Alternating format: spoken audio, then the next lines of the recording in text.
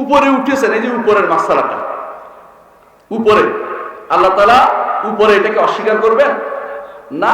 আপনি প্রতি সালাতের মধ্যে বলেন সুবহান রাব্বিয়াল আ'লা, বলেন কিনা?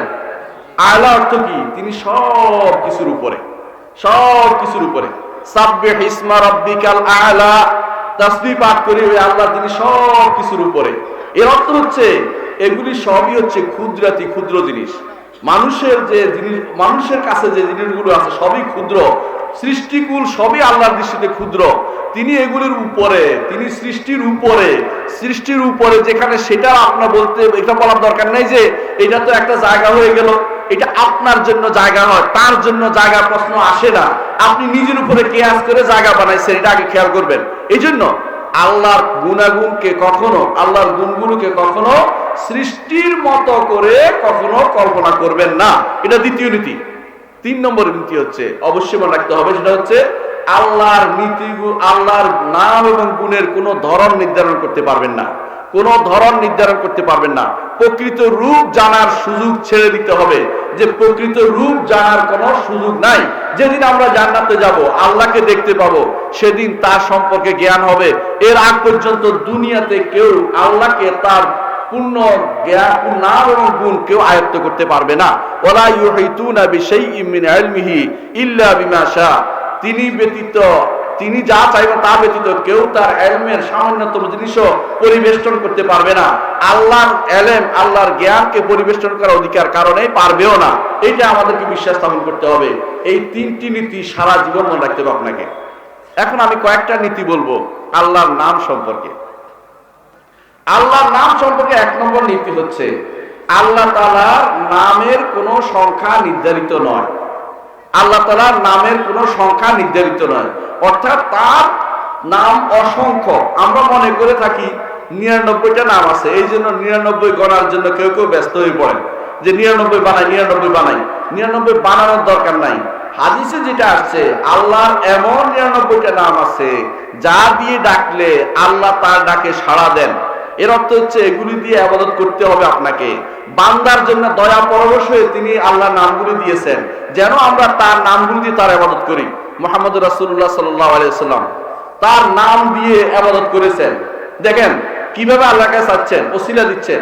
আল্লাহুম্মা ইন্নী আবদুকা ওয়া ইবনু আবদিকা ওয়া ইবনু আমাতিকা নাসিয়াতি বিয়াদিকা মাদিন ফিয়া হুকমুকা আদলুন ফিয়া কাদাউকা আসআলুকা বিকুল্লি ইসমিন হুয়া লাকা। আল্লাহ আপনার প্রত্যেকটি নামের ওসিলা দিয়ে চাচ্ছি, আল্লাহর নামের ওসিলা দিয়ে চাচ্ছি। আসআলুকা বিকুল্লি ইসমিন হুয়া লাকা সাম্মাইতা বি নাফসাকা আও আনজালতাহু ফি কিতাবিকা আও আল্লামতা আহাদাম মিন খালকিকা আও ইস্তাযারতা বি ফি ইলমিল গায়বি ইনদাকা আন তাজআলাল কুরআনা রাবিয়া কুলুবি ওয়া জালা হুজনি নূরা সাদরি যাহাবা হাম্মি ওয়া গাম্মি। এটা হচ্ছে আপনার পেরেশানির দোয়া। পেরেশানি দূর করার জন্য এই দোয়ার মধ্যে রাসূলুল্লাহ সাল্লাল্লাহু আলাইহি সাল্লাম আল্লাহর প্রত্যেকটি নামের ওসিলা দিয়ে দোয়া করতে আমাদেরকে শিক্ষা দিয়েছেন, যাতে আমাদের পেরেশানি দূর হয়। এর অর্থ কি বুঝছেন? আল্লাহর অনেকগুলো নাম যেগুলো আল্লাহ কোরআনে নাযিল করেছে, কিছু হাদিসে বর্ণনা করা হয়েছে, কিছু কোন ইমামদেরকে বর্ণনা করেছেন, কিছু নাম আছে আল্লাহ তাআলা কাউকে কিছু শিক্ষা দেননি, অর্থাৎ আল্লাহর কাছে রেখে দিয়েছেন ভান্ডারে। এগুলো আল্লাহ তাআলা হাসরের দিন রাসূলুল্লাহ সাল্লাল্লাহু আলাইহি ওয়াসাল্লাম বলেছেন হাসরের দিন তিনি আরশের নিচে ছায়া পড়ে যাবেন, সিজদায় পড়ে যাবেন।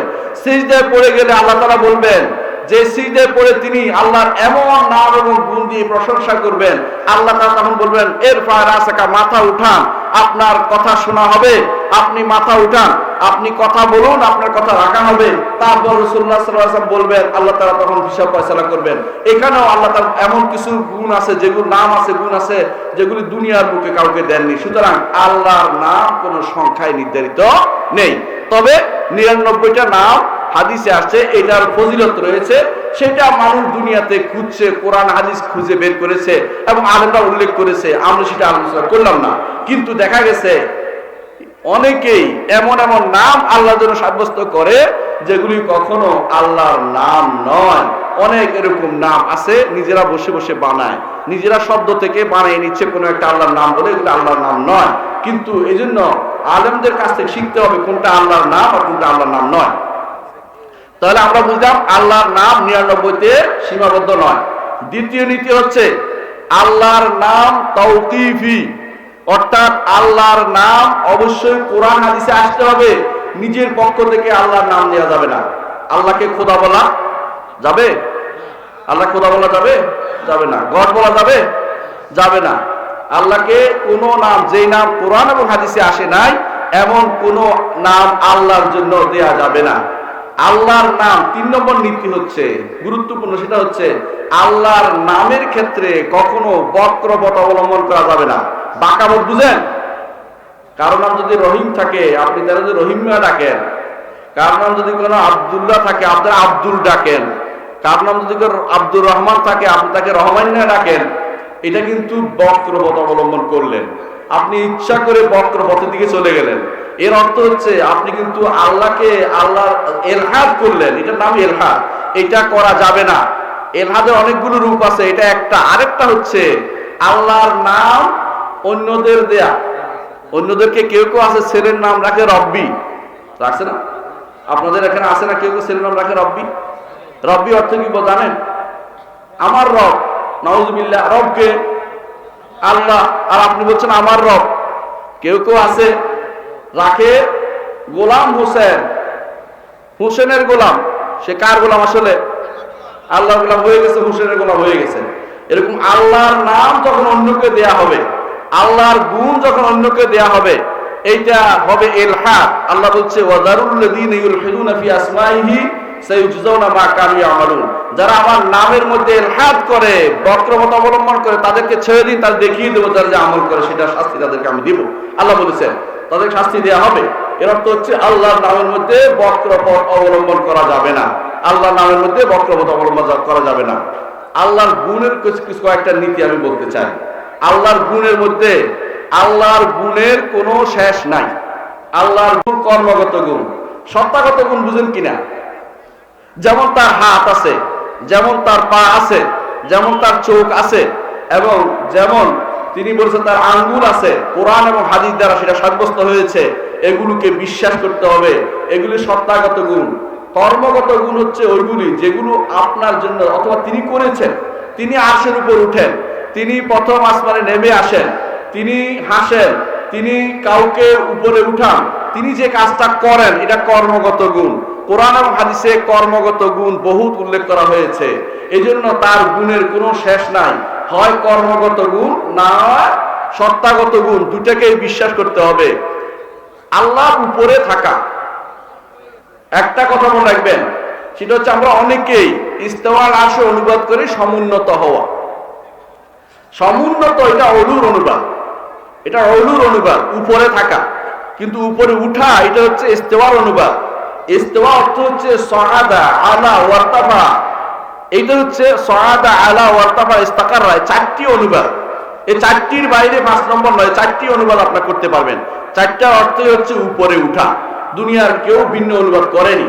এটা ইবনে আব্বাস থেকে বর্ণিত হয়েছে। এই জন্য এটাকে আপনি স্বীকৃতি দিতে হবে। কারো অন্তরে যদি করে এটা বলতে কষ্ট লাগে, মনে খারাপ লাগে, বুঝবেন যে এখনো ঈমান পূর্ণ হয় নাই। আসমা ও সিফাতের উপর ঈমান আসেনি আপনার। আল্লাহ তার রাসূল যা বলেছেন অবশ্যই তা স্বীকার করবেন যেখানে থাকবে না কেন। কিন্তু এটাকে পরিবর্তন করে আরেকটা বানাতে পারবেন না, অথবা এটাকে পরিবর্তন করে নিজের মন মতো ব্যাখ্যা করতে পারবেন না। যদি তাই করেন তখন সেটা হয়ে যাবে অপব্যাখ্যা, সেটা হবে অগ্রহণযোগ্য ব্যাখ্যা। এটাকে আমাদেরকে স্বীকৃতি দিতেই হবে। আর একটি কথা, আল্লাহর গুণগুলি 2 প্রকার। কিছু আছে সাব্যস্ত করা হয়েছে, কিছু অসাব্যস্ত করা হয়েছে। যেমন আল্লাহ তাআলা বলছেন কুলু আল্লাহু আহাদ, আল্লাহুস সামাদ। আহাদ আল্লাহর একটা নাম, সামাদ আল্লাহর একটা নাম। লাম ইয়ালিদ ওয়া লাম ইউলাদ, জন্মগ্রহণ করেননি, জন্ম দেননি। এটা নেগেটিভ গুণ। এই দুটা তার জন্য শোভা পায় না। জন্ম দেয়, জন্মগ্রহণ করে ওই ব্যক্তিরা যারা মরে যাবে, যাদের একজন লোক রাখতে চায়, আর তিনি কখনো মারা যাবেন না। তিনি হাইয়ুন কাইয়ুম। তিনি চান যে তিনি সব সময় আছেন, তিনি থাকবেন, তিনি সব সময় আছেন এবং থাকবেন। এই জন্য তিনি জন্ম দেন না, মৃত্যুও দেন না, বা মৃত্যুও নেন না। তিনি জন্ম দেন না, মৃত্যুও নেন না। জন্ম মৃত্যু তার জন্য নয়। এই জন্য লাম ইয়ালিদ ওয়া লাম ইউলাদ ওয়া লাম ইয়াকুল লাহু কুফুয়ান আহাদ, তার মতো আর কেউ নেই। এটা বিমান আনতে হবে আমাদেরকে। সব 3টা নেগেটিভ এখানে আসছে। আল্লাহু লা ইলাহা ইল্লা হুয়া আল হাইয়ুল কাইয়্যুম। আল্লাহকে তিনি পরিচয় দিচ্ছেন, লা ইলাহা ইল্লাহু, তিনি ব্যতীত আর কোনো ইলাহ নেই, সত্য ইলাহ নেই। এটা বিহাক্কিন, একটু আগে আপনি শুনেছেন, ব্যাখ্যা করা হয়েছে।